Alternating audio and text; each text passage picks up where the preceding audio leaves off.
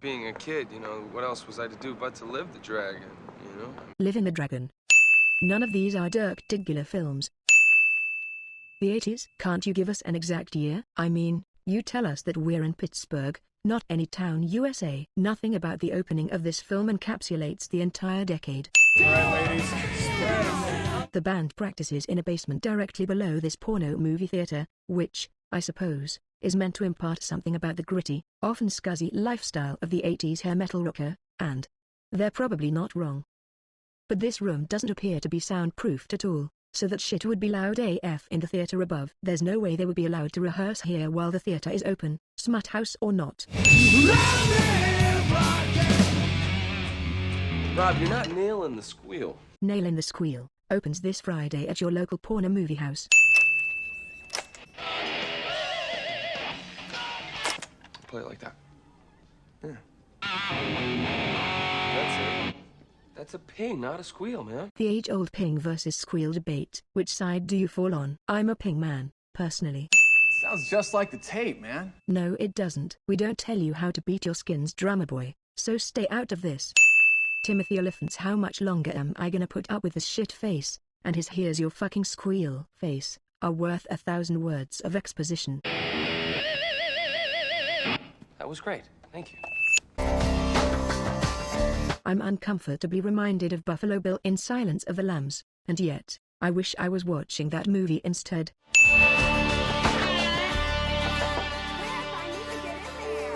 Hold on! We later see there are 3 adults and numerous despicable children inhabiting this house at any given time. Is there only one bathroom, and it's upstairs? I hope you at least lit a match in there. I get that Bobby Beers is his idol, but having a life-size cutout of anyone in your bedroom is just levels of creepy and wrong. Marky Mark is too busy eye-fucking himself in the mirror to notice this little brat lurking in the corner of his room. Jeremy, no! What are you doing? Hey, you know what this is? It's only a copy of Lubricator, signed by all 5 band members. This is the original black cover, and look at how cool this is. Jurgen's name is misspelled, it's supposed to be an E. You know how much I could get for it? If it's so priceless, why did you leave it out where this little asshole could get his grubby little fingers all over it?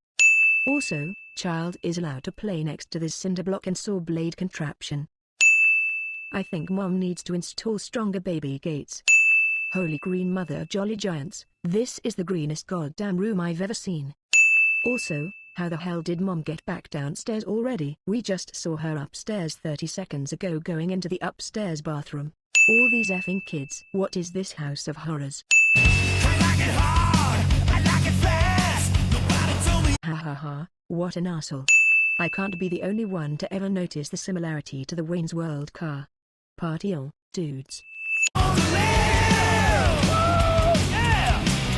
This scenario can only end one of 2 ways. The effeminate rockers endure a savage beatdown by the formidable factory workers, or the situation diffuses itself. Damn. Vanity plates. Also, these license tags expire in December 1985, placing this movie's events roughly in the spring or summer of 1985. Take that, vague intro title card. If these religious assholes are trying to protest the Steel Dragon concert, they need to come up with some better slogans than Steel Dragon is Satan, because that shit's metal AF. Finding parking this easily at an event this large is not freaking possible. What's with these burning trash barrels? I get that tailgating at concerts is a thing, but this is straight up vandalism and arson. Someone call the Pittsburgh Fire Department. Also, this banner says, Steel Dragon, April 12th, 13th, 14th, placing this movie's events precisely in April of 1985. Checkmate, movie. Hey, Chris. Hey! Hey.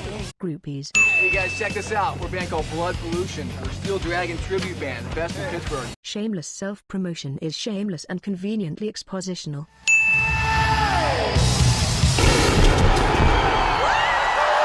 The gang somehow gets this prime spot, all the way at the front of this packed arena, all 6 of them, despite there already being a line outside when they arrived. Die-hard fans will often show up hours early to claim this space, then defend it from filthy casuals with their lives. An insult to hardcore concert goers everywhere. Take 6 sins, 1 for each of you. Stand up and shout.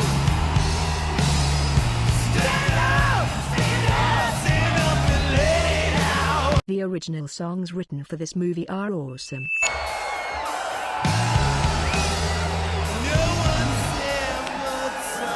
Groupies gonna group. Emma, I'll be right back, okay? Okay. Oh, come on. The front row area of a heavy metal concert this size would be packed like sardines. It's hot, sweaty, cramped, and loud, with everyone trying to get closer to the front. There's no way he'd be able to walk around that freely, nor be right back. Not without a blowjob and a sex change, pal. But have a nice day. Ciao. That's sexist. This scene is actually pretty great and funny, but what is the probability that there could actually be two working Steel Dragon tribute bands simultaneously in the same metro area? That market would be saturated AF, plus the real Dragon just played 3 nights of shows. People are going to get burned out. Look who's here. Well, if it isn't Yoko Ono and Bag 5. That's racist. Yeah, and you could always use a little work on your lip sync. I don't lip sync, asshole. You'd be doing everyone a favor if you did, ass burn. Sick ass burn. Get the outfit right. I mean, your boots are from the Wasted Tour, and this is just like a cheap imitation of the Twisted jacket. This movie, in the first act, has been hitting us hard over the head with the fact that Chris obsesses over every detail of his hero Bobby Beers and Steel Dragon, and we get it. So instead of sinning them all individually, here's an extra 10 sins and we'll call it even. Hey, just let go of the game! Just let go of the game! Ha ha ha ha ha ha. How I wish every battle of the bands would end. Get out of here, bitch. Let's go. Let's go. Come Let's on, get man. up. Get out of here. We're doing anything. Get out of here, pig! God! Fucking... Mom! Mom! Ha ha ha ha ha ha. Hey, Chris. So how was the show? It's fine. Bet the freaks were out in force. Yeah, I'm surprised you weren't down there busting heads. Nah, we let our female officers handle that crowd. You wanna go? Ha ha ha ha ha ha. Isn't the rock star fantasy thing something you're supposed to grow out of? Roll credits. What's wrong with air supply? Nothing if you're the cop from the Village People. Ha ha ha ha ha ha. The sickest thing about you is that you don't have any fantasies of your own. You fantasize about being somebody else. Wearing somebody else's clothes. Singing somebody else's songs. Discount Patton Oswald explains the basic premise of the movie for those who haven't been paying attention. Be a simple 1, 2, 3 procedure, okay? It's 1, 2, 3. Pop that down, push this. Could the portrayal of Chris as a copier technician somehow be a metaphor for his identity being a mere facsimile of another person's? Sorry, went off the deep end there for a moment. Is that mascara? I'm in a band, Oh, okay? okay. My new favorite excuse for everything. Church. Immediately following this, Chris broke into a rendition of Lubricator and was excommunicated. Jack Daniels, those candles are going to set fire to your curtains. A nipple is being iced in this scene, and it is not Jennifer Aniston's. Sure you want to do this, babe? Yeah, Bobby got it done last week. Fanboying your man crush while your girlfriend holds a needle to your boob. Do you want tetanus? Because this is how you get tetanus.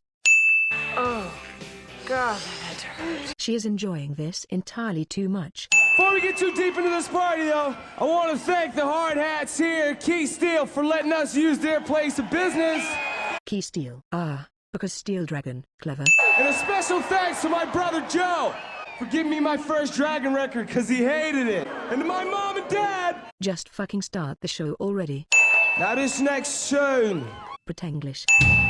Rip my heart out and put it through a bloody blender. Tribute band or no, are you going to play the exact same show fans just saw? Yeah! Very well then. Let's talk about what bullshit this scene is. This is a full-scale concert production here, with a stage, sound, lights, pyrotechnics, roadies, security, merch booth, backstage, etc. This event would cost a fortune to put on, and would probably require permits, all banking on a huge turnout of Steel Dragon fans, most of whom probably just saw the band play in their city 10 days ago. Hey, you guys coming to my show in a week and a half? There's also the competing rival tribute band to contend with, plus this steel mill is most likely in a remote, industrial part of town. And yet, there are hundreds of people here. Don't get me wrong, this is a badass venue for a metal concert, but it's bullshit. This giant 1980s camcorder. That's not how the song goes! Dude, I know how the song goes! All aboard the bullshit train. This concert is so effing loud, there's no way they could have this conversation without screaming into each other's ears. For this, and all the other musical liberties this film takes, here's 10 more sins. You are taking this shit too seriously. Timothy Oliphant would be excellent at CinemaSins. Timothy Oliphant rage face is freaking terrifying. Plug that fucker back in. Timothy Oliphant is a dick to roadies. Beer slide. Okay, that about wraps it up for tonight. Make sure you grab a t-shirt and a cassette on your way out. Thanks so much for coming. Cassettes. Also, Jennifer Aniston's character is sudden MC of this show because reasons. Also, the band only played one song. Now the concert's over because these two assholes couldn't keep it professional on stage. Everyone here deserved a refund. Someone's going broke over this shit show. I wonder who fronted the money for this event. Anyway, they're lucky the crowd didn't start rioting. In your face symbolism is in your face. The sign on this theater says, all new shows every Wednesday and Sunday, but those are the same pornos as before, and it's been a couple weeks now.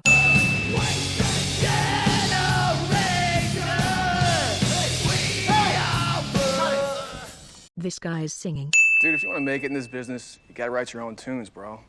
Thanks for the tip, bro. Drummers. Oh, come on, guys. I mean, we started this band because we love playing Dragon tunes. We couldn't imagine playing anything else. What happened? Dude, I thought it'd be a goof. A goof? That's also what the producers of this movie told critics. Look, I talked to the guys, and if you still want to manage us, I mean, it's okay with us. Rob, I'm a businesswoman. And rule number one in this business is you go where the talent is. And all the fucking talent that was in this band has just left the room. That's a great line and all, but businesswoman, as the band's manager, she's all but run that shit into the ground, failing to keep their egos in check, organizing that steel mill shit show, has them practicing in a porn dungeon, and so on. Those guys are so replaceable. Denial. Do you remember that song that you wrote for me on my 15th birthday? Skip. Who is this? I told you, it's Kurt Cuddy. Playing a band called Steel Dragon. Discount Hugh Hefner. Big Iron Gates, security guys, round-the-clock groupies outside. I mean, he's just a guitar player, right? 58 Flying V and Fireman's Gold. And it's the real one. Look. The fingerboards are rosewood. Guitar porn.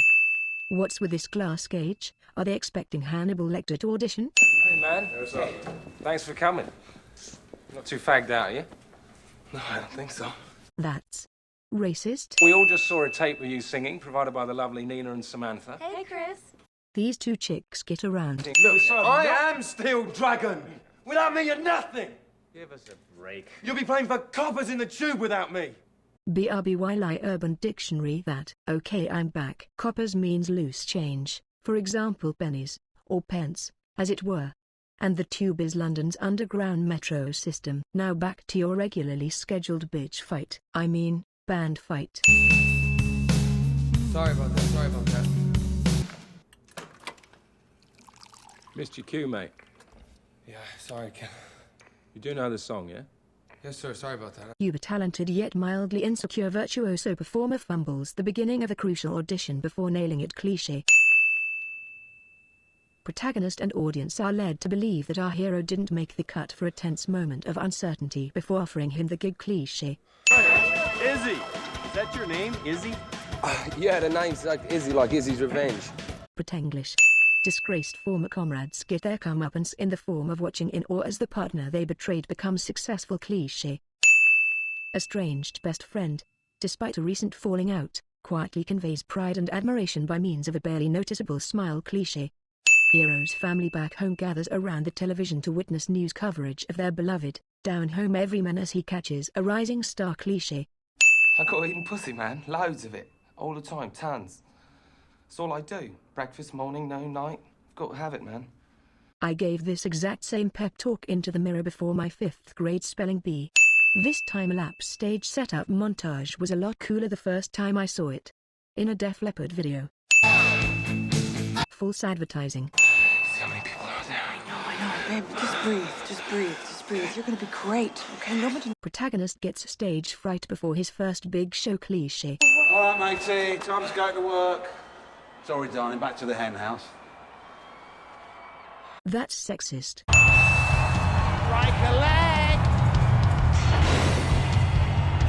Why is this so disorienting? Did they not have any rehearsals? Protagonist makes potentially career-ending blunder on stage, followed by a tense moment of uncertainty before he gets back up and nails it. Cliché.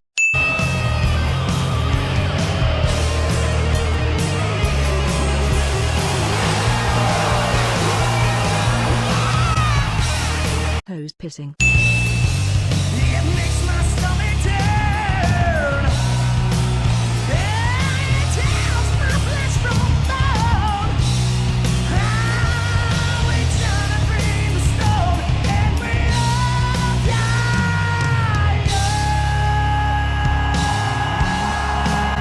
This song is so awesome. Oh my God! Why don't you arrest him for indecent exposure? Out of my jurisdiction, bro. Putting them on the glass. Oh my God. Laws of gravity no longer apply, right? I guess not, huh? Having a quiet conversation in a raucous, crowded nightclub.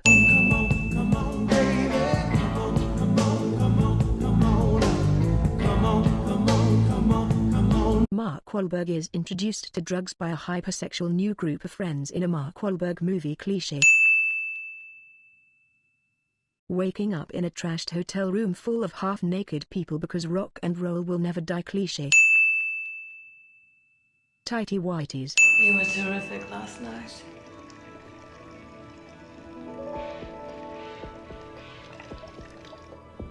It's a trap. And I mean, you can either drive yourself batty trying to change it, or you can simply adapt.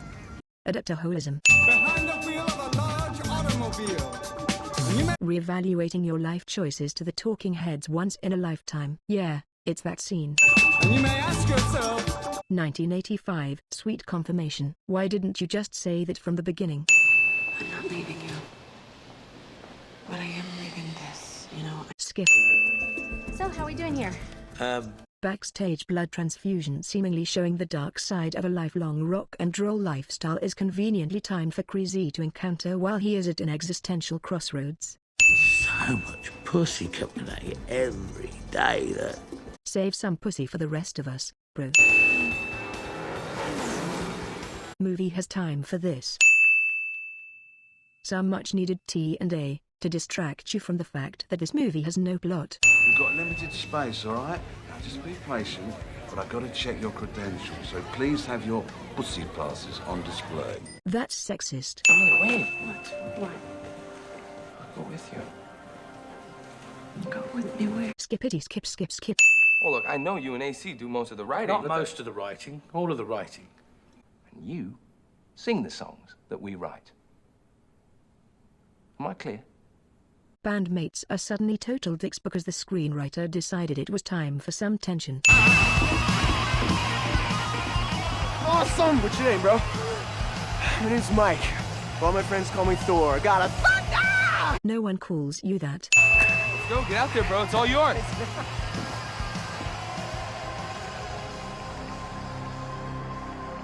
This slow-motion piece showing us one man's dreams coming true, while another's is simultaneously coming to an end, is destined to be short-lived, as the band, crew, and fans alike all wonder, who the fuck is this guy? Chrissy does not throw a John Bender fist in the air in this scene. oh, when you awake, star in a life. Chris Cole and band? What a shitty name. Was Chris Cole and some other dudes already taken? Stealing. Chris Cole proves being a dick transcends musical genres, abandoning a band and walking off stage mid-set. That's true. All of my skip. Movie does not end with Marky Mark choking to death on his own vomit. I don't wanna be a loser. Goddamn fucking Everclear. Closing credits blooper reel that no one asked for.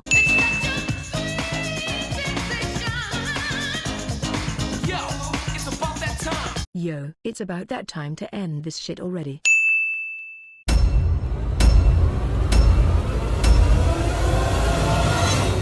We're tired of just being a cover band. We are not a cover band, we're a tribute band. No, dude. We are a cover band.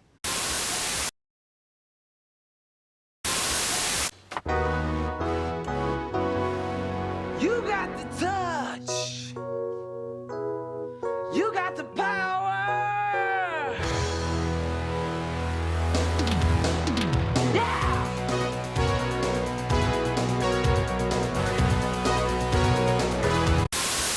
I mean, what are you? You think you're some kind of, like, angel here? No, you're just this penny-stealing, wannabe criminal man.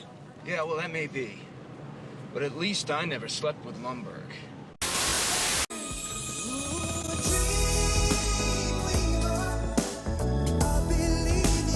She's a babe! Swing! Ari, ari, ari, ari, ari.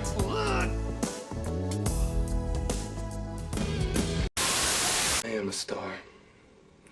I'm a star, I'm a star, I'm a star. I am a big, bright, shining star. It all could have been different, Mr. Walker. You should have allowed nature to take its course. So let me in the fucking house!